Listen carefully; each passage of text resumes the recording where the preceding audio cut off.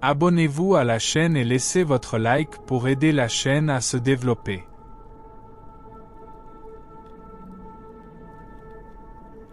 Première histoire, les esprits du XXe siècle. Chapitre 1, l'enlèvement de Hugo. Marseille, une ville portuaire animée et pleine d'histoires anciennes, gardait encore certains secrets que même le temps n'avait pas pu effacer. Hugo Delorme, 14 ans, marchait dans les rues après l'école. L'atmosphère était étrange, le ciel gris paraissait lourd, et le vent soufflait entre les ruelles étroites, comme s'il murmurait des secrets oubliés. Hugo décida de prendre un raccourci, une habitude qu'il avait pour rentrer plus vite chez lui. Il traversait des rues de plus en plus désertes et étroites, et il se rendit vite compte qu'il était observé. Il se retourna brusquement, mais ne vit personne. Son cœur s'emballa, et il se mit à marcher plus vite. C'est à ce moment-là qu'un homme grand, encapuchonné, apparut soudainement au coin de la rue. Hugo n'eut presque pas le temps de réagir avant que l'homme ne le saisisse et presse un chiffon contre son visage. L'odeur forte lui fit perdre connaissance. Il se réveilla dans un endroit sombre et étouffant, son corps tout endolori. Il était enfermé dans une cave, les mains et les pieds liés. Les murs étaient faits de vieilles pierres, avec des taches d'humidité. La seule chose inhabituelle dans ce lieu lugubre était un téléphone noir, ancien, accroché au mur, dont le fil avait été coupé, comme s'il ne fonctionnait plus. Alors qu'il tentait de comprendre sa situation, des flashs de sa vie normale envahissaient son esprit. Sa mère préparant le dîner, ses amis de l'école, sa chambre chaleureuse. Tout cela semblait si lointain. Qui l'avait enlevé? Pourquoi? Il commença à réaliser que cet enlèvement n'était pas aléatoire, et qu'il y avait quelque chose de plus sombre derrière tout ça. Chapitre 2, le premier appel. Des heures passèrent, et Hugo se retrouva seul, sans aucune idée de l'endroit où il se trouvait. Il essaya d'appeler à l'aide, mais sa voix résonnait sans réponse. Désespéré, il tira sur les cordes qui le retenaient, tentant de se libérer, mais c'était inutile.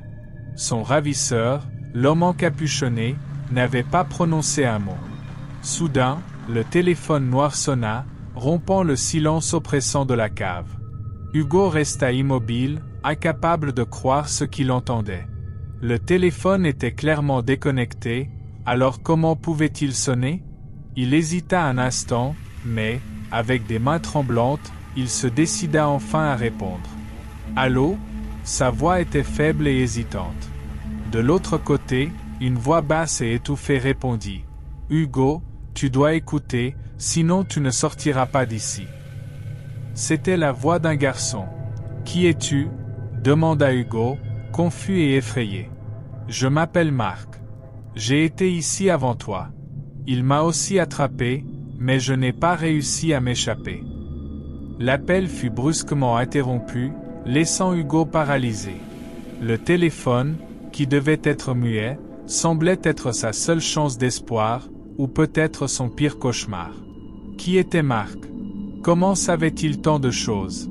À partir de ce moment-là, Hugo commença à réaliser qu'il n'était pas seul, même s'il était emprisonné dans cette cave sombre. Chapitre 3, Voix dans l'ombre. Les jours passés dans la cave étaient insupportables.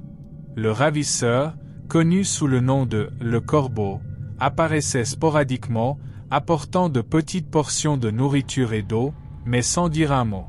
Hugo commença à compter les jours, marquant le temps qui passait avec des morceaux de pierre qu'il trouvait au sol. Le téléphone noir continuait à sonner de temps en temps, apportant de nouvelles voix de l'autre côté de la ligne. Chaque appel racontait une histoire différente. « Je suis Julie », dit une fille lors d'un des appels. « Il m'a attrapé alors que je rentrais chez moi, près du Vieux-Port. Tu dois être rapide, Hugo, moi, je ne l'ai pas été. » Chaque voix apportait une nouvelle couche de terreur à Hugo. Il sentait le désespoir grandir en lui, mais les instructions qu'il recevait étaient sa seule chance de s'échapper.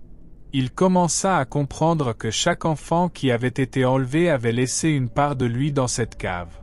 Marc, Julie, et peut-être d'autres qu'il n'avait pas encore rencontrés, étaient prisonniers d'une manière ou d'une autre. Un soir, la voix de Marc revint. Il va te tester, Hugo. Il attend le bon moment. Mais tu peux t'échapper, si tu fais tout correctement. Hugo commença à se rendre compte que la cave recelait des secrets. Les enfants précédents avaient tenté de s'échapper et avaient laissé des indices pour lui, comme un jeu macabre de survie. Les paroles de Marc résonnaient dans sa tête. Il aime jouer avec ses proies. Ses voix le hantaient, mais elles lui donnaient aussi de l'espoir. Chacune d'entre elles avait tenté de s'échapper et échoué. Serait-il le prochain? Chapitre 4. La porte secrète. Les appels devinrent de plus en plus urgents, comme si les voix commençaient à perdre patience. Derrière la brique lâche, dans le coin gauche, il y a quelque chose qui peut t'aider, dit une voix inconnue. Hugo passa des heures à chercher la brique mentionnée, et quand il finit par la dégager, il trouva une clé rouillée. Son cœur s'accéléra. Il savait que c'était peut-être sa chance de s'enfuir, mais il savait aussi que le corbeau ne le laisserait pas sortir si facilement. Les voix au téléphone l'avaient averti de ce qui allait arriver. Il revient toujours à minuit. Utilise la clé avant cela, ou tu n'auras plus d'autre chance. Le poids de ces mots laissa Hugo tendu. Il attendit, tremblant d'anxiété, jusqu'à ce qu'il entende les pas du corbeau monter l'escalier. Il savait que le temps était compté. Les enfants devenaient de plus en plus désespérés. « Il nous a testés, maintenant c'est ton tour », dit Marc dans un dernier appel. « Tu dois être rapide. » Avec des mains tremblantes, il utilisa la clé pour déverrouiller la porte. Il pouvait entendre les pas du corbeau se rapprocher de plus en plus. Il savait qu'il n'aurait pas de seconde chance. Chapitre 5. Le labyrinthe. Avec la porte déverrouillée, Hugo s'élança dans les escaliers, ses poumons brûlant d'adrénaline. Il courait à travers des couloirs sombres et mal éclairés, entendant les pas lourds du corbeau juste derrière lui. Les murs du lieu semblaient interminables, un véritable labyrinthe. C'était comme si la maison avait été conçue pour être un cauchemar de fuite. Pendant qu'il courait, Hugo sentait la panique grandir en lui. Les voix des enfants résonnaient dans sa tête, le guidant. À gauche, puis à droite. Il ne savait pas s'il entendait réellement ces voix ou si son esprit commençait à se briser. Le téléphone sonna une dernière fois avant qu'il n'atteigne ce qui semblait être la sortie. « C'est maintenant ou jamais, Hugo, cours !» Marc et Julie répétaient dans sa tête. Il traversa une porte en métal qui donnait sur un escalier sombre et, en montant, il sentit enfin l'air frais de la nuit caresser son visage. La ville de Marseille était silencieuse, mais Hugo n'était pas en sécurité. Il savait que le corbeau le poursuivait encore. Même en courant dans les rues, il avait l'impression que ce jeu n'était pas terminé. Il courut jusqu'à la rue principale et cria à l'aide. Enfin, un passant l'entendit et appela la police. Lorsque les policiers arrivèrent, Hugo était en état de choc. Le corbeau avait disparu. Mais les voix des enfants qui avaient aidé Hugo à s'échapper ne le quittèrent jamais. Hugo savait que, bien qu'il soit libre physiquement, il porterait pour toujours les murmures de ceux qui n'avaient pas réussi à s'échapper. Et, d'une certaine manière, il vivrait avec lui, résonnant dans son esprit à jamais. Mais il y avait autre chose. La police ne trouva pas seulement des traces de Hugo dans la cave. D'autres secrets sombres étaient enterrés dans cette maison. Et Hugo savait que son histoire avec le corbeau n'était pas vraiment terminée. Après le sauvetage, Hugo découvre que d'autres enfants sont toujours portés disparus. Il sent qu'il doit aider, peut-être maintenant dans le cadre d'une enquête plus vaste. Le corbeau n'agit jamais seul, et les indices qu'il a laissés derrière lui suggèrent un réseau plus large de ravisseurs opérant dans toute la ville. Le véritable test d'Hugo ne fait que commencer. Après le sauvetage d'Hugo, la police de Marseille a lancé une enquête intensive pour capturer le corbeau et ses complices potentiels. Pendant ce temps, Hugo, encore sous le choc, est tourmenté par les voix des enfants disparus. Il tente de reprendre sa vie avec sa mère, mais ses nuits sont hantées par des cauchemars. C'est alors qu'apparaît une nouvelle figure, Claire Duval, une détective privée au passé sombre. Claire avait perdu son frère dans des circonstances similaires il y a de nombreuses années, mais elle n'a jamais cessé de chercher des indices sur sa disparition. Maintenant, déterminée à aider Hugo et d'autres enfants, elle s'approche de lui pour obtenir sa coopération. Hugo, réticent au début, réalise bientôt que Claire comprend la terreur qu'il a vécue. Ils forment un lien fort, et Hugo se sent obligé d'affronter ses peurs pour aider à révéler la vérité derrière le corbeau. Le téléphone de Claire sonne une nuit silencieuse. De l'autre côté, une voix masculine et grave murmure « Tu ne trouveras jamais ce que tu cherches, mais si tu suis les indices, tu pourrais découvrir quelque chose de pire. » Hugo reconnaît le schéma du terrorisme psychologique. Claire, effrayée, décide de traquer l'origine de l'appel, tandis qu'Hugo, désormais plus expérimenté, sait que le jeu de le corbeau ne fait que commencer. Au cours de l'enquête, Claire découvre un lien surprenant entre le corbeau et un écrivain français célèbre, Henri Verneuil, connu pour ses romans psychologiques qui plongent profondément dans l'esprit des criminels.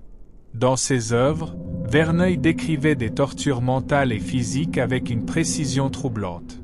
Curieusement, les descriptions des enlèvements et des tortures dans ses histoires semblent coïncider avec ce qu'Hugo et d'autres enfants ont vécu. Claire et Hugo décident de rendre visite à Verneuil. En arrivant à la maison de l'auteur, une grande demeure à la périphérie de Marseille, ils sont accueillis de manière inattendue. Verneuil, un homme d'âge moyen, les invite à prendre le thé, offrant une hospitalité avec un sourire perturbant de calme.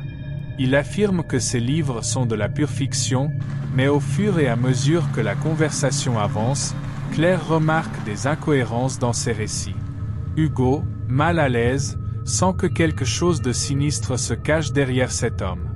Avant leur départ, Verneuil leur remet un de ses manuscrits inédits, intitulé « La caverne des voix ». Le titre provoque des frissons chez Hugo, et en lisant les premières pages, il se rend compte que le livre décrit en détail le sous-sol où il a été retenu prisonnier. Claire, méfiante, commence à croire que Verneuil ne se contentait pas d'écrire sur des crimes, mais qu'il était profondément impliqué dans ceux-ci.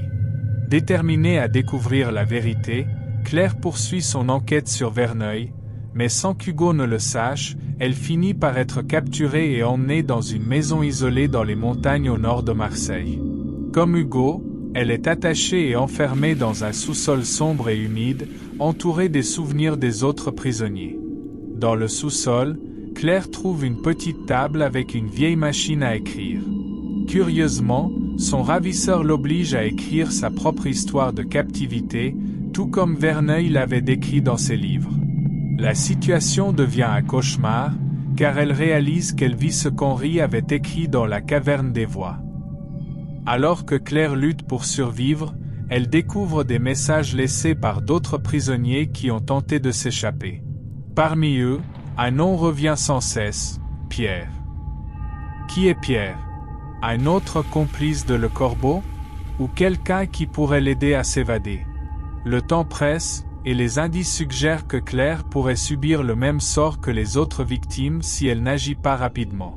Pendant ce temps, Hugo, sentant l'absence de Claire, décide de mener sa propre enquête. Il retourne chez Verneuil, avec l'aide d'un ami d'école, Antoine, ils parviennent à découvrir une pièce secrète remplie de notes et de photos d'enfants disparus. Parmi les documents, Hugo trouve une liste de noms avec des dates, suggérant que le cercle des enlèvements est bien plus vaste qu'il ne l'imaginait. Désespéré, Hugo tente de contacter la police, mais découvre que le réseau de Le Corbeau est plus influent qu'il ne le pensait. Les autorités semblent être manipulées ou intimidées. Déterminé à sauver Claire, Hugo décide de suivre la dernière piste que Claire avait mentionnée avant de disparaître, un ancien orphelinat abandonné dans les montagnes.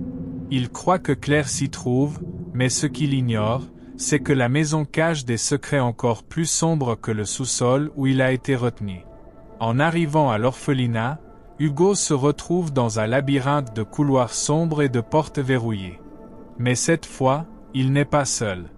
Les voix des enfants qui l'avaient guidé réapparaissent dans son esprit, le dirigeant à travers un chemin de terreur et de révélation. dans le sous-sol de l'orphelinat, Claire est toujours forcée d'écrire son histoire. Pierre, le mystérieux complice de Le Corbeau, fait enfin son apparition. C'est un homme d'apparence ordinaire, mais au regard glacial. Il révèle qu'il travaillait non seulement avec Le Corbeau, mais aussi avec Verneuil. Leur objectif était simple, transformer la douleur des victimes en récit littéraire, alimentant un cycle interminable de terreur. Cependant, Pierre s'approche de Claire d'une manière différente. Il croit qu'elle pourrait être l'auteur final, celle qui terminerait le grand roman macabre commencé par Verneuil et Le Corbeau. Il la met à l'épreuve, la forçant à prendre des décisions cruelles concernant le sort d'autres victimes. Claire résiste, mais son temps est compté. Guidé par les voix des enfants et sa propre détermination, Hugo finit par trouver le sous-sol où Claire est retenue. Mais pour la libérer, il devra affronter Pierre dans une confrontation à la fois psychologique et physique qui mettra à l'épreuve tout ce qu'il a appris sur la survie. Avec intelligence et courage, Hugo utilise les indices laissés par les anciens prisonniers pour vaincre Pierre, tandis que Claire, malgré sa faiblesse, parvient à se libérer des chaînes qui la retenaient. Ensemble, ils s'échappent de l'orphelinat, laissant derrière eux un sillage de destruction, mais aussi la promesse que le réseau des ravisseurs sera enfin exposé. Après leur évasion, Hugo et Claire sont finalement secourus par la police. L'opération qui s'ensuit démantèle le réseau de ravisseurs, menant à l'arrestation de Verneuil et Pierre. Cependant, même avec la capture des criminels, les cicatrices émotionnelles d'Hugo et de Claire restent. Alors que les médias français couvrent le scandale des enlèvements, Hugo lutte pour retrouver une certaine normalité. Claire, quant à elle, reste déterminée à s'assurer que d'autres victimes puissent être retrouvées et que l'héritage de Le Corbeau ne vienne plus jamais hanter qui que ce soit. À la fin, le téléphone d'Hugo sonne une dernière fois. Il répond avec prudence, mais de l'autre côté de la ligne, il n'y a que du silence. Les voix qui l'ont guidé jusqu'ici, les murmures des enfants, semblent enfin avoir été réduites au silence, mais Hugo sait, au fond de lui, que les fantômes de son passé sont toujours vivants en lui. A Historia, la malédiction de la Saletod. Chapitre 1, le crime oublié. La nuit qui scellerait le destin d'Arthur Delaunay était épaisse, presque palpable, et l'air était chargé du poids d'une tempête imminente. Les rues pavées étroites de la petite ville de Brionne étaient couvertes d'un brouillard bas, qui semblait étouffer le monde autour. À cette heure tardive, la ville était presque déserte. Seules les lumières jaunes des lampadaires éclairaient faiblement le chemin. Arthur, anxieux et agité, avançait dans les ruelles, accompagné de ses deux complices. Ils étaient des hommes à l'air dur, avec des visages marqués par la vie difficile, partageant avec Arthur le désir de s'échapper de la pauvreté à travers un dernier grand coup. Le plan était simple, s'introduire dans la maison d'Auguste Fournier, un commerçant local connu pour cacher une petite fortune. Pour Arthur, c'était l'opportunité de changer sa vie, de laisser derrière lui les difficultés et de construire quelque chose de nouveau. Les trois étaient confiants, leurs actions soigneusement orchestrées pour éviter les alarmes et les témoins. Le vol semblait une certitude. Cependant, le destin en avait décidé autrement. Alors qu'il attendait dans l'ombre, se préparant à entrer, une femme apparut dans l'allée. Sa silhouette émergea du brouillard, comme sortie directement de leur cauchemar. C'était Léonie Valois, une femme d'apparence énigmatique, membre d'une ancienne famille connue dans la région pour ses pratiques occultes et ses mystères. Les rumeurs sur les Valois étaient anciennes. On disait que leur lignée portait des dons, ou des malédictions, de sorcières. Léonie hésita en voyant les trois hommes, mais son regard se fixa sur Arthur. Il réalisa qu'elle en avait trop vu, ses yeux reflétaient une compréhension soudaine et une colère glaciale. Le cœur d'Arthur s'accéléra et, dans un instant de désespoir, il l'attaqua. Il n'eut pas le temps de réfléchir, seulement d'agir par instinct. Ses complices, surpris, le regardèrent en silence tandis que le bruit sourd du corps de Léonie frappait le sol. Son expression ne changea pas, même alors que la vie quittait son corps, ses yeux le fixaient avec une fureur silencieuse et implacable. Léonie murmura, d'une voix faible mais suffisamment claire pour être entendue, « Tu perdras tout, et tu vivras seul pour toujours. » Les paroles résonnèrent dans l'esprit d'Arthur tandis qu'il fuyait la scène, sentant le poids de l'acte qu'il venait de commettre. Les jours qui suivirent furent un mélange de peur et de paranoïa. Arthur, cependant, utilisa son intelligence pour échapper à la justice. Il réussit à manipuler les preuves, en utilisant des contacts au sein de la police pour détourner les soupçons. La mort de Léonie fut classée comme un incident mystérieux, sans coupable clair. Pour la police, ce n'était qu'une affaire non résolue de plus, et Arthur crut qu'il s'en était tiré. Mais Léonie, même dans la mort, n'était pas prête à le laisser partir si facilement. Chapitre 2 – La vie parfaite. Des années ont passé, et la vie d'Arthur avait complètement changé. Il vivait maintenant avec sa femme bien-aimée, Élodie, et leurs 4 enfants en périphérie de Lyon, dans une maison spacieuse et confortable. La famille Delaunay était perçue comme un exemple de réussite et de bonheur.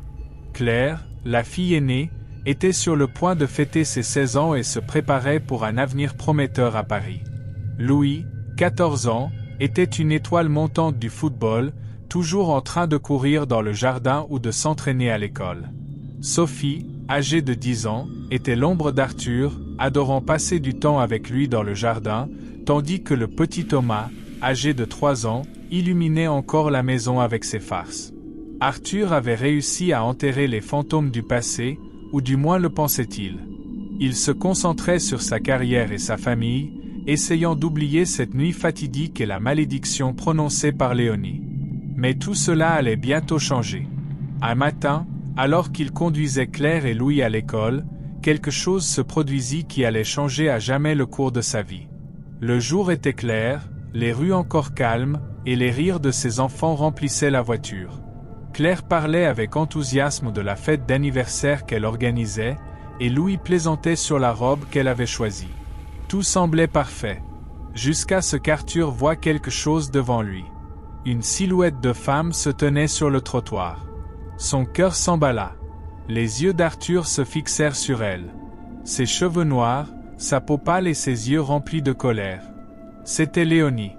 Elle se tenait là, l'observant, immobile, avec le même regard intense qu'il n'avait jamais oublié. Le volant dans ses mains devint lourd, et son esprit, pendant un moment, se vida complètement. Il détourna le regard pour éviter de percuter la voiture devant lui, une Peugeot 206 populaire, qu'il faillit heurter. Un cri de Claire ramena Arthur à la réalité. Il ramena la voiture dans la bonne direction, son corps en panique, son cœur battant à tout rompre. « Papa, Kava ?» demanda Lois, confus. Arthur ne répondit pas immédiatement, essoufflé, en sueur. Quand il regarda à nouveau vers le trottoir, il n'y avait plus personne.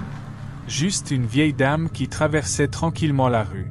Il essayait de reprendre le contrôle. C'était juste un reflet, murmura-t-il, offrant une excuse faible. Mais son esprit était en plein chaos. Ce ne fut pas le seul incident.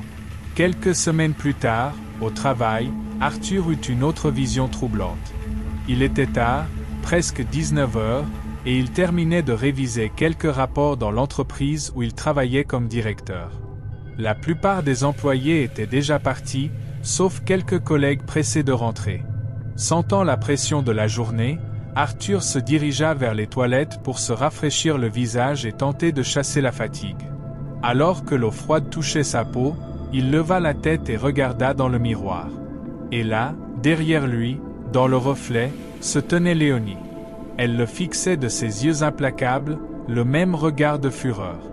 Il se figea, incapable de bouger. Le temps sembla s'arrêter. L'horloge des toilettes indiquait 19h08. Il se retourna rapidement, mais il n'y avait personne. « Arthur, ça va ?» La voix d'un collègue, Pierre, résonna de l'extérieur. Il ne pouvait pas expliquer ce qu'il avait vu, alors il répondit simplement, d'un ton forcé, « Oui, je suis juste un peu fatigué. » Ses visions commencèrent à le tourmenter. Chez lui, il évitait d'en parler à Élodie, et chaque fois que quelqu'un lui demandait s'il allait bien, il inventait des excuses. Fatigue, trop de travail, insomnie. Mais la vérité, c'est que la présence de Léonie devenait de plus en plus forte, plus constante. Chapitre 3. Le murmure du passé. L'anniversaire de Claire fut un succès. La maison était remplie d'amis, de musique et de voix animées. Claire dansait sans souci, ses 16 ans brillaient dans ses yeux comme une promesse d'un avenir incroyable. Arthur, debout à côté d'Élodie, observait sa fille avec un sourire forcé. Il essayait de se convaincre que c'était la vie qu'il méritait, la paix, le bonheur et une famille parfaite. Mais quelque chose en lui rôdait, murmurant comme un battement constant qui ne cessait jamais. La fête dura tard, et quand les derniers invités partirent, Arthur ressentit une pointe de soulagement. L'euphorie qui l'entourait le distrayait, mais en même temps exacerbait son malaise intérieur. Pendant qu'Élodie aidait les plus jeunes à se coucher, il ramassait les restes de la fête dans le jardin.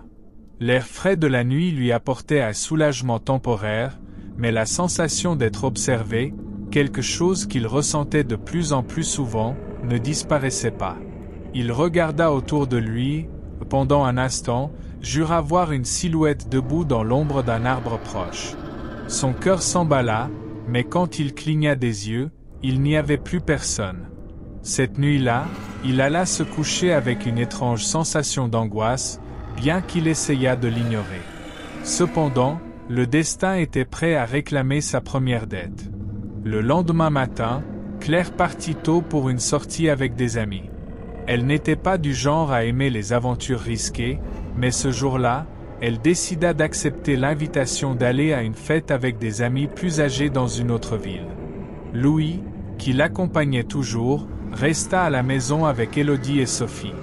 Arthur, qui se sentait encore troublé par les étranges visions, tenta d'ignorer ses pressentiments et fit confiance que tout irait bien. Vers 21h, Claire et ses amis rentraient à la maison dans une voiture populaire, une Citroën C3 gris clair. Le conducteur, un ami de confiance de la famille, perdit apparemment le contrôle dans un virage dangereux sur une route sinueuse traversant une zone rurale. La voiture fit plusieurs tonneaux avant de s'arrêter, endommagée, au bord de la route. Arthur fut réveillé par un appel téléphonique que nul parent ne devrait jamais recevoir. À l'autre bout du fil, une voix tendue et froide l'informa que sa fille était à l'hôpital, dans un état critique. Le cœur d'Arthur se serra alors qu'il se précipitait avec Élodie vers l'hôpital, en état de choc, tentant de comprendre l'information. Les minutes semblaient s'étirer pendant qu'il roulait sur la route sombre, l'esprit d'Arthur rempli d'une seule pensée, la promesse de Léonie. À l'hôpital, les couloirs étaient longs et vides, éclairés par des lumières fluorescentes qui donnaient à la scène une atmosphère surréaliste. Claire était dans le coma. Les médecins firent de leur mieux pour expliquer son état, mais Arthur ne parvenait pas à se concentrer. Son esprit était ailleurs, perdu dans des murmures qui résonnaient maintenant de manière presque tangible, un par un. Il voyait des ombres du coin de l'œil, mais chaque fois qu'il se retournait, le couloir de l'hôpital était vide. Les heures à l'hôpital étaient un tourment. Arthur passait de longues périodes au chevet de Claire, tenant sa main glacée, murmurant des mots d'amour et de regret, espérant un miracle qu'il savait, au fond de lui, ne jamais venir.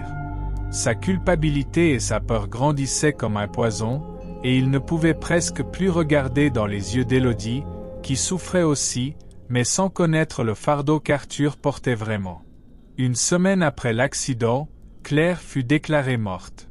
Le jour des funérailles, le ciel était nuageux, et la pluie fine semblait refléter la douleur profonde de la famille.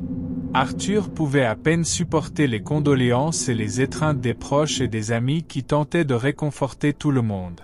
Il fixait le cercueil, essayant de comprendre comment tout cela avait pu arriver. Mais, au fond, il le savait. La promesse de Léonie se réalisait. La première vie avait été prise, et il savait que ce ne serait pas la dernière. Alors que les derniers invités quittaient le cimetière, Arthur ressentit à nouveau une présence. Ses yeux se levèrent vers l'horizon, où, entre les arbres, il aperçut une silhouette familière. Léonie était là, observant, sa silhouette indistincte au loin. Son regard était. Nicolas était un jeune ancien étudiant en droit, vivant à Ciel Rouge, une ville marquée par ses ombres et ses défis. Dans son petit appartement, les murs écaillés et les meubles usés reflétaient sa condition précaire. La pauvreté avait façonné sa personnalité et, tel un froid glacial, avait transformé son cœur en un terrain aride et désolé. Le jeune homme, qui autrefois nourrissait des rêves de justice et de changement, semblait désormais n'être qu'une coquille vide, plongée dans une routine sombre et solitaire. Ses journées étaient marquées par une routine de frustration et de désillusion. Son manque d'appétit n'était pas seulement physique, mais aussi émotionnel, il ne ressentait ni faim, ni désir. La nourriture n'était plus qu'une nécessité presque oubliée, un rappel constant de sa misère. Sa mère, qui vivait dans un petit village à la campagne, faisait tout son possible pour lui envoyer un peu d'argent. Avec sacrifice, elle économisait le peu qu'elle avait, dans l'espoir qu'un jour, il puisse reprendre ses études et retrouver le chemin de la dignité. La vie de Nicolas ressemblait à une série interminable de défaites. La perte de sa petite amie, Elisa, ne fut pas une grande surprise. Elle était très maigre, ne mangeait presque rien et souffrait de tuberculose. Elle était la fille de la propriétaire de la chambre où il vivait. Malgré les difficultés financières qu'il rencontrait, personne ne comprenait pourquoi il s'était lié à elle, car tous connaissaient sa maladie. On ne pouvait pas savoir si c'était les problèmes qui l'attiraient ou si c'était lui qui les cherchait. La mort d'Elisa plongea Nicolas dans un état de solitude encore plus profond et plus perverti par le désir de vengeance. Son seul lien avec le monde extérieur était Marcon, un camarade de faculté qui, malgré sa manière étrange et distante, était devenu le seul ami que Nicolas avait encore. Marcon était le genre de personne qui restait en marge des interactions sociales, mais il existait un accord tacite entre lui et Nicolas, une connexion fragile, plus liée à la présence qu'à une véritable amitié. Marcon savait que Nicolas était malade. La vie de Nicolas, marquée par les pertes et une douleur constante, commençait à miner sa santé mentale. La frustration face à sa situation et son sentiment d'impuissance cédèrent place à une réflexion angoissante sur la moralité et la justice. Il se demandait si ces principes, autrefois inébranlables, avaient encore une valeur dans une vie qui semblait s'être complètement effondrée. Le concept de justice, qu'il voyait auparavant comme un phare, lui semblait désormais une illusion lointaine et inaccessible. C'est alors qu'une idée troublante commença à germer dans son esprit. Si la justice et la moralité n'étaient plus pertinentes dans sa vie, il pouvait les mettre à l'épreuve de manière concrète. Nicolas commença à envisager l'idée de commettre un crime, non pas comme un acte de vengeance ou de désespoir, mais comme une expérience, une tentative de comprendre les frontières entre le bien et le mal dans une vie où tout semblait confus et dépourvu de sens. Les premiers jours après le meurtre d'Otto et de Shakira se sont écoulés dans un flou de monotonie pour Nicolas. Il a essayé de reprendre sa routine, mais un sentiment oppressant semblait planer sur lui, une ombre qui refusait de disparaître. La présence de Shakira, bien que invisible aux autres, est devenue une constante dans sa vie. Nicolas était réveillé par des cauchemars fréquents. Dans ses rêves, Shakira apparaissait de manière de plus en plus perturbante, son visage pâle et ses yeux vides fixés sur Nicolas, qui se voyait impuissant face à elle. Chaque cauchemar laissait une sensation de terreur et de culpabilité qui se prolongeait durant la journée. La réalité et la fantaisie se confondaient, et Nicolas commençait à douter de sa santé mentale. Un changement subtil mais significatif se produisit. Lorsque Nicolas commença à percevoir une présence invisible autour de lui, il pensa d'abord qu'il devenait fou. Il ressentait une pression constante, comme si quelqu'un l'observait, et parfois il entendait même des voix qu'il ne pouvait pas identifier clairement. Le climat de paranoïa était palpable, et il se retrouvait de plus en plus isolé, non seulement de la société, mais aussi de lui-même. C'est alors que, de manière insidieuse, la présence de Shakira se manifesta de manière surprenante. Nicolas commença à avoir des conversations avec ce qu'il croyait être le fantôme de Shakira. Il lui parlait à voix basse, dans un ton presque conspirateur, expliquant ses frustrations et ses pensées les plus profondes. Au début, il pensait simplement perdre la tête, mais il se rendit vite compte que, d'une manière ou d'une autre, ses conversations avec le fantôme lui procuraient un étrange soulagement. Le fantôme de Shakira, avec une voix éthérée et une présence inquiétante, commença à influencer Nicolas de manière subtile. Elle le guidait, offrant des suggestions sur de nouvelles victimes, celles qui semblaient correspondre à sa déformée idée de justice. Shakira, de son côté, avait son propre motif, elle élaborait un plan de vengeance. À chaque suggestion, à chaque orientation, elle sabote discrètement les plans de Nicolas, laissant des indices qui plus tard le mettraient en danger. Obsédé par ses conversations avec Shakira, Nicolas ne remarqua pas les pièges qui se préparaient pour lui. Le fantôme semblait avoir une influence inhabituelle sur lui, le détournant de ses plans et le faisant commettre des erreurs qui pourraient être fatales. Dans son esprit, Shakira était devenue une conseillère sombre, sa présence amplifiant sa paranoïa et ses peurs. Pendant ce temps, Marcon, le seul ami de Nicolas, commença à percevoir des changements significatifs dans son comportement. Marcon, qui avait toujours été perspicace, remarqua que Nicolas devenait de plus en plus distant et avait un comportement erratique. Les conversations normales se faisaient rares, remplacées par des moments de silence inquiet et des réponses évasives. Marcon ne put s'empêcher de s'inquiéter et commença à suspecter que quelque chose n'allait pas. Un après-midi particulièrement tendu, Marcon décida de confronter Nicolas directement. Il se rendit à son appartement, déterminé à découvrir ce qui se passait. À son arrivée, il trouva Nicolas dans un état d'agitation, parlant seul avec une intensité troublante. Marcon fit une tentative prudente d'aborder le sujet. « Nicolas, ça va ?» demanda Marcon, sa voix empreinte de préoccupation. « Tu agis de manière étrange ces derniers temps. Il s'est passé quelque chose ?» Nicolas, envahi par la paranoïa, essaya de cacher la vérité. « Ce n'est rien, Marcon. Juste du stress, tu sais comment c'est, répondit-il, forçant un sourire qui n'atteignait pas ses yeux. Marcon ne semblait pas convaincu, et son regard restait fixé sur Nicolas, cherchant tout indice pouvant expliquer le changement dans son comportement.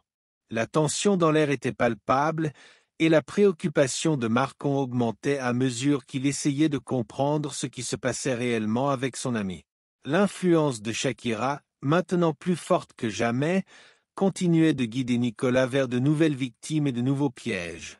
À chaque nouveau crime, le fantôme se manifestait de manière plus dominante dans ses pensées, créant un réseau de plus en plus complexe de mensonges et de tromperies qui menaçaient de dévoiler la vérité sur ses actions.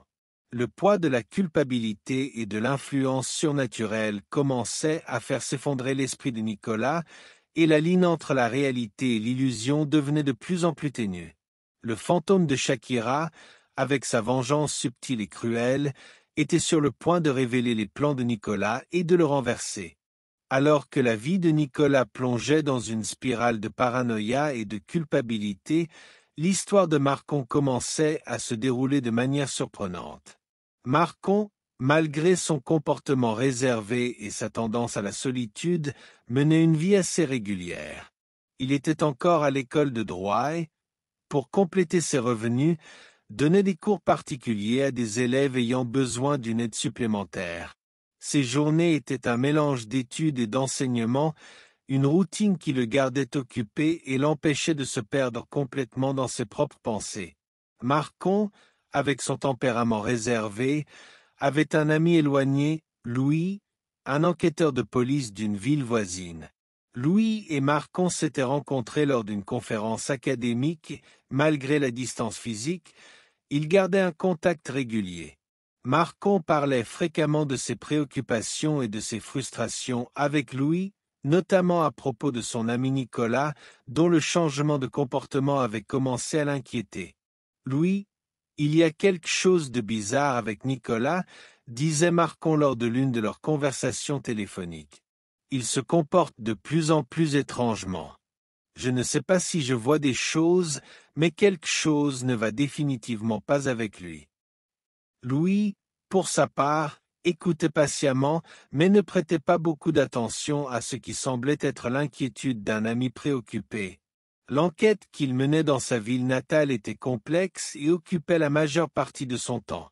Il était confronté à une affaire qui le consumait, un tueur en série surnommé Tête écrasée en raison de la brutalité des crimes.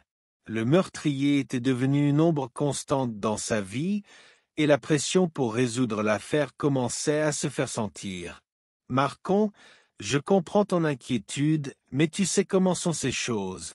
Ça peut juste être une phase ou quelque chose qui ne vaut pas vraiment la peine de trop s'inquiéter. » Essayait Louis de rassurer son ami. « Tu as essayé de lui parler directement? Parfois, une conversation franche peut clarifier les choses. » Marcon, bien que pas complètement convaincu, accepta le conseil de Louis et continua à essayer de comprendre ce qui se passait avec Nicolas. Il cherchait des signes, de petits indices qui pourraient expliquer le comportement étrange de son ami. Chaque jour, ses préoccupations grandissaient, mais la vie suivait son cours, avec Marcon essayant de concilier ses responsabilités académiques et son travail de tuteur. Ce que Marcon ignorait, c'est que Louis était confronté à une situation beaucoup plus sombre qu'il ne pouvait l'imaginer. L'enquête de Louis sur le Tête écrasée devenait de plus en plus complexe. Le profil du tueur se précisait, et les détails des crimes devenaient de plus en plus cruels. Louis était face à un puzzle dont les pièces semblaient ne pas s'emboîter, et la pression pour résoudre l'affaire atteignait un point critique. Les conversations entre Marcon et Louis se poursuivaient, et Marcon, bien qu'il maintienne son inquiétude en échec, continuait de partager des détails sur le comportement perturbant de Nicolas. Louis écoutait attentivement, mais sans l'urgence que la situation demandait réellement. Pour lui, c'était juste une histoire de plus d'un ami inquiet, tandis qu'il luttait pour percer l'identité du Tête écrasée. Au fur et à mesure que les jours passaient, le comportement de Nicolas devenait de plus en plus erratique et perturbant. Il était entièrement immergé dans ses interactions avec le fantôme de Shakira, qui le guidait et le manipulait, tandis que la réalité se délitait autour de lui. Ses crimes devenaient plus fréquents et désorganisés, et il ne voyait pas les pièges qu'il se mettait lui-même. Marcon, de plus en plus angoissé, décida d'intensifier sa surveillance sur Nicolas. Il passait plus de temps à essayer de comprendre ce qui se passait, espérant trouver une explication qui pourrait aider son ami. La tension dans sa vie s'accumulait, il sentait qu'une chose terrible était sur le point de se produire. La vérité, cependant, était plus proche que Marcon ne l'imaginait. Les indices qu'il fournissait, combinés avec les rapports des nouvelles sur les crimes du Tête écrasée, commençaient à se connecter dans un schéma sinistre. Louis, en révisant les informations et les indices qu'il recevait, commença à percevoir un modèle perturbant qui le liait directement à Nicolas. Sans que Marcon ne le sache, Louis commençait à enquêter sur la possibilité que le Tête écrasée puisse être plus proche que ce qu'il avait imaginé. La connexion entre les conversations de Marcon et les détails des crimes commençait à se tordre, et Louis était déterminé à découvrir la vérité, même si cela signifiait confronter son vieux ami avec une réalité terrifiante. Alors que l'enquête avançait et que la paranoïa de Nicolas continuait de croître, les chemins de Marcon et Louis étaient sur le point de se croiser de manière inattendue. Le poids de la vérité, l'ombre du passé et la lutte pour la justice étaient sur le point de se mêler dans un jeu mortel où les pièces du puzzle commençaient à se mettre en place, révélant une image horrifique et troublante. Alors que la vie de Nicolas plongeait dans une spirale de paranoïa et de culpabilité, l'histoire de Marcon commençait à se dérouler de manière surprenante. Marcon, malgré son comportement réservé et sa tendance à la solitude, menait une vie assez régulière. Il était encore à l'école de droit et, pour compléter ses revenus, donnait des cours particuliers à des élèves ayant besoin d'une aide supplémentaire. Ses journées étaient un mélange d'études et d'enseignement, une routine qui le gardait occupé et l'empêchait de se perdre complètement dans ses propres pensées. Marcon, avec son tempérament réservé, avait un ami éloigné, Louis, un enquêteur de police d'une ville voisine. Louis et Marcon s'étaient rencontrés lors d'une conférence académique, malgré la distance physique, ils gardaient un contact régulier. Marcon parlait fréquemment de ses préoccupations et de ses frustrations avec Louis, notamment à propos de son ami Nicolas, dont le changement de comportement avait commencé à l'inquiéter. Louis, il y a quelque chose de bizarre avec Nicolas, disait Marcon lors de l'une de leurs conversations téléphoniques. Il se comporte de plus en plus étrangement. Je ne sais pas si je vois des choses, mais quelque chose ne va définitivement pas avec lui. Louis, pour sa part, écoutait patiemment, mais ne prêtait pas beaucoup d'attention à ce qui semblait être l'inquiétude d'un ami préoccupé. L'enquête qu'il menait dans sa ville natale était complexe et occupait la majeure partie de son temps. Il était confronté à une affaire qui le consumait, un tueur en série surnommé Tête écrasée en raison de la brutalité des crimes. Le meurtrier était devenu une ombre constante dans sa vie, et la pression pour résoudre l'affaire commençait à se faire sentir. Marcon, je comprends ton inquiétude, mais tu sais comment sont ces choses. Ça peut juste être une phase, ou quelque chose qui ne vaut pas vraiment la peine de trop s'inquiéter, essayait Louis de rassurer son ami. Tu as essayé de lui parler directement? Parfois, une conversation franche peut clarifier les choses. Marcon, bien que pas complètement convaincu, accepta le conseil de Louis et continua à essayer de comprendre ce qui se passait avec Nicolas. Il cherchait des signes, de petits indices qui pourraient expliquer le comportement étrange de son ami. Chaque jour, ses préoccupations grandissaient, mais la vie suivait son cours, avec Marcon essayant de concilier ses responsabilités académiques et son travail de tuteur. Ce que Marcon ignorait, c'est que Louis était confronté à une situation beaucoup plus sombre qu'il ne pouvait l'imaginer. L'enquête de Louis sur le Tête écrasée devenait de plus en plus complexe. Le profil du tueur se précisait, et les détails des crimes devenaient de plus en plus cruels. Louis était face à un puzzle dont les pièces semblaient ne pas s'emboîter, et la pression pour résoudre l'affaire atteignait un point critique. Les conversations entre Marcon et Louis se poursuivaient, et Marcon, bien qu'il maintienne son inquiétude en échec, continuait de partager des détails sur le comportement perturbant de Nicolas. Louis écoutait attentivement, mais sans l'urgence que la situation demandait réellement. Pour lui, c'était juste une histoire de plus d'un ami inquiet, tandis qu'il luttait pour percer l'identité du Tête écrasée. Au fur et à mesure que les jours passaient, le comportement de Nicolas devenait de plus en plus erratique et perturbant. Il était entièrement immergé dans ses interactions avec le fantôme de Shakira, qui le guidait et le manipulait, tandis que la réalité se délitait autour de lui. Ses crimes devenaient plus fréquents et désorganisés, et il ne voyait pas les pièges qu'il se mettait lui-même. Marcon, de plus en plus angoissé, décida d'intensifier sa surveillance sur Nicolas. Il passait plus de temps à essayer de comprendre ce qui se passait, espérant trouver une explication qui pourrait aider son ami. La tension dans sa vie s'accumulait, et il sentait qu'une chose terrible était sur le point de se produire. La vérité, cependant, était plus proche que Marcon ne l'imaginait. Les indices qu'il fournissait, combinés avec les rapports des nouvelles sur les crimes du Tête écrasée, commençaient à se connecter dans un schéma sinistre. Louis, en révisant les informations et les indices qu'il recevait, commença à percevoir un modèle perturbant qui le liait directement à Nicolas. Sans que Marcon ne le sache, Louis commençait à enquêter sur la possibilité que le Tête écrasée puisse être plus proche que ce qu'il avait imaginé.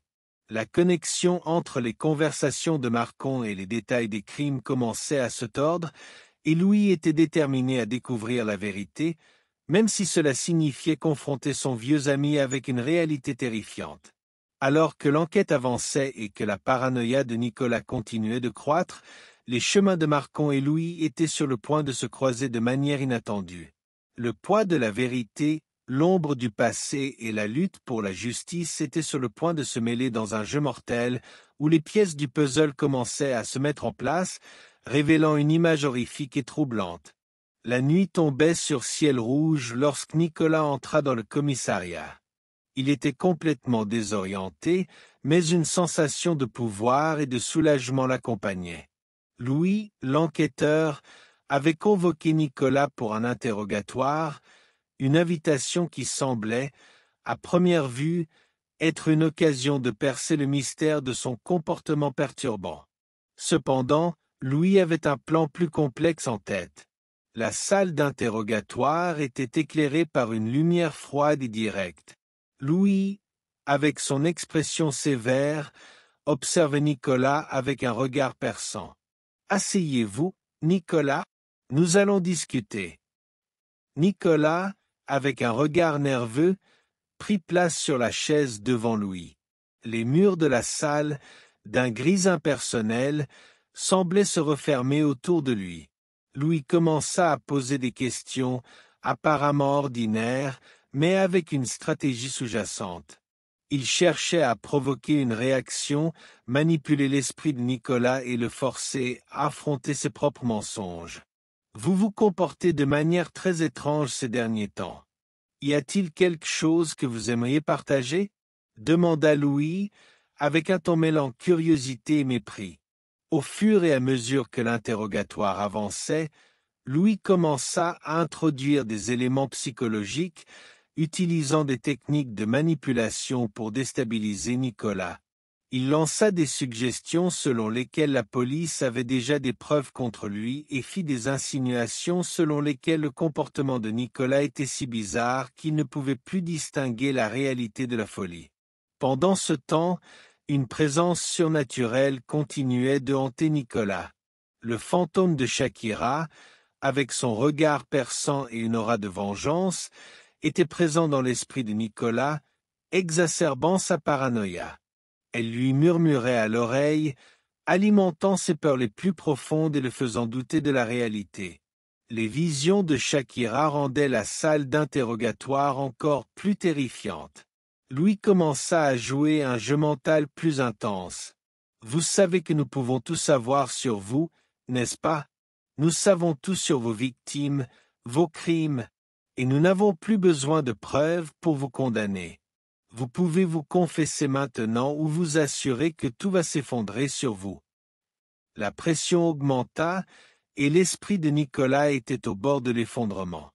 Il se voyait entouré d'un labyrinthe de doute et de peur, où la frontière entre réalité et folie devenait indistincte. Shakira, avec son rôle de spectre vengeur, semblait intensifier la confusion. Alors que Nicolas était sur le point de céder, un vacarme éclata à l'intérieur du commissariat. Le sergent entra en courant dans la salle et appela l'enquêteur, qui se leva en un instant. À l'entrée du commissariat, un homme déjà menotté, les yeux écarquillés et une expression de frénésie, avouait être le tête écrasée. L'enquêteur Louis était complètement stupéfait. La situation se transforma rapidement en chaos. Louis, confus et embarrassé, regarda Nicolas, qui était sur le point de se rendre lorsqu'il reçut une nouvelle chance du destin et s'en réjouit énormément. « Je suis désolé, Nicolas. Il semble qu'il y ait eu un malentendu, » dit l'enquêteur. Nicolas sortit du commissariat abasourdi. Le sentiment de pouvoir qui l'enveloppait était presque intoxicant. Il avait réussi à échapper, même sous une pression extrême. La sensation d'avoir trompé la justice était un soulagement troublant. Avec son esprit encore agité par l'influence du fantôme, il décida d'agir rapidement. Il savait qu'Emma, une usurière connue pour ses affaires douteuses, vivait à seulement 2 rues du commissariat. La décision était prise. Il se dirigea vers la maison d'Emma, guidé par l'obsession qui le dominait et l'influence de Shakira. Le fantôme l'incitait, lui disant que la justice était à sa portée, et il se préparait à commettre un nouveau crime. Pendant ce temps, Louis, en révisant les informations sur l'homme qui avait envahi le commissariat, découvrit qu'il mentait. L'enquête révéla que l'homme avait des problèmes mentaux et imitait simplement le style du tête écrasé. Les détails fournis n'étaient pas suffisants pour confirmer son authenticité. La situation évoluait rapidement. Louis, désormais conscient que Nicolas était toujours le véritable coupable, décida d'agir. Avec une détermination renouvelée, Il suivit la piste de Nicolas jusqu'à la maison d'Emma. À son arrivée, il découvrit le scénario horrible que Nicolas avait laissé derrière lui. À l'intérieur de la maison, Nicolas était complètement devenu fou. Le fantôme de Shakira avait poussé sa santé mentale à la limite. Il se rendit, dans un état de désintégration mentale complète, tandis que Louis observait avec un mélange de soulagement et d'horreur. Le cycle des crimes et des manipulations touchait à sa fin, mais les cicatrices laissées par la lutte entre réalité et illusion seraient profondes et durables. Louis, avec le poids de la vérité enfin révélée, procéda à l'arrestation de Nicolas.